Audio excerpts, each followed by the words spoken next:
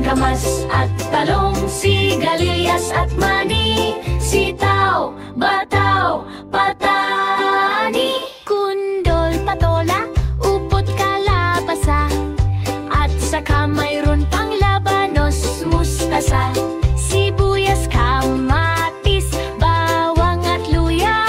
sa paligid-ligid ay maraming linga.